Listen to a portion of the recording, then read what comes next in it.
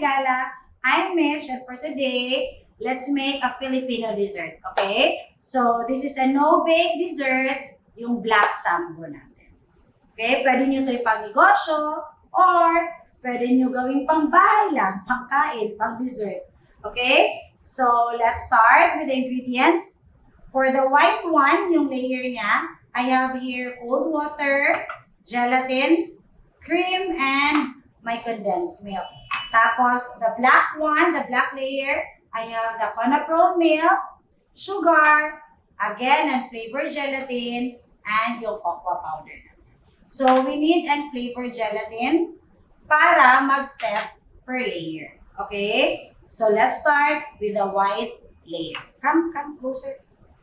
So, first, bloom natin si gelatin over cold water. Ayan. Okay? This will take around mga 3 minutes. So, mas mabilis mag-bloom kung mas malamig si tubig. Okay? Later, ganun din sa ating black layer. Okay? Bloom din natin si gelatin sa milk. Once ganyan na, pwede na natin yan i-melt. Okay? Kita? Tingnan nyo ha, magki-clear yan. So, once na-clear na, it means melted na si gelatin. Then, we can add the condensed milk and yung all-purpose cream natin. Okay? Check, check! Yan o, melted na, diba? Clear na. So, turn off mo na yung apoy. Then, add natin si condensed milk and si cream.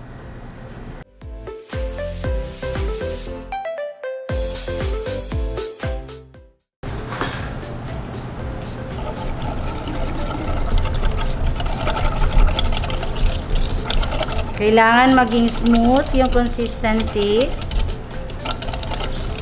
So, pwede nyong gamitan ng whisk. Clear na? Smooth? Smooth na.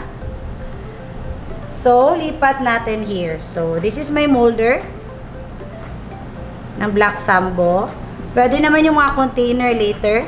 Papakita ko sa inyo. So, again ha, ito yung molder ko. You can use any silicone mold you want. Yan. So, lagay ko una yung white.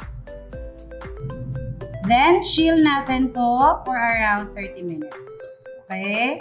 And while nakaset siya or nagsiset siya, pwede mo na i-mix yung isa, unflavored gelatin mo, and yung cold milk mo para sa next layer.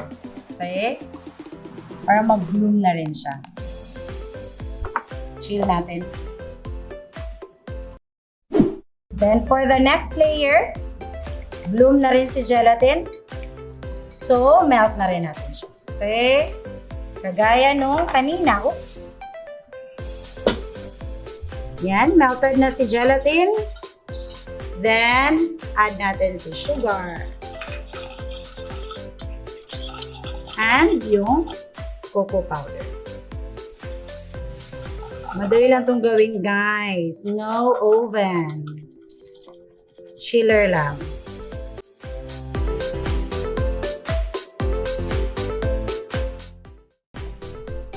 After this, set aside natin. Hintayin natin yung first layer or yung white na layer na mag-set ng maayos. Then, kailangan pag-pour mo nito doon sa taas ng white, kailangan hindi na siya mainit, okay? Or else, mamimelt mo si white. Set aside natin. Okay, so, set na. Then, kunin natin yung second na layer. Again, kailangan hindi masyadong mainit, ha? Para hindi mag-melt yung ilalim. Then, chill ulit natin to. Then, I'll show you yung maliliit na ginawa ko for negosyo. Okay?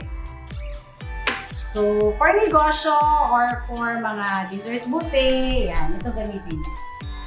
Total cost of this is around 15 lang. Pwede nyo na ibenta.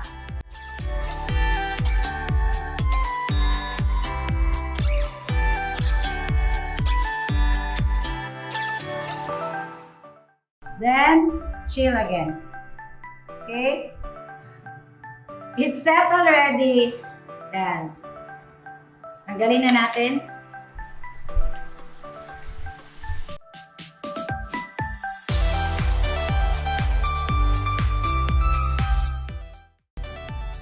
Put natin sa plate. Then, remove the seed.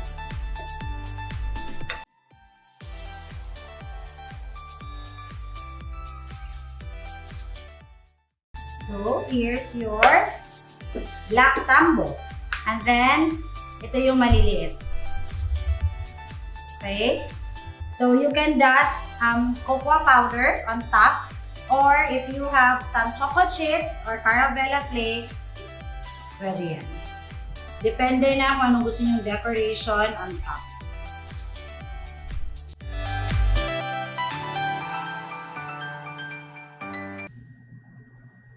There you go, our black Sambo. So, start na yung negosyo natin. Again, thank you for watching and don't forget to like and subscribe our YouTube channel. Enjoy baking! Taga-tikim. Ito yung pinakapangit ang tikman mo. Oh my God! Kato na lang ang ginto.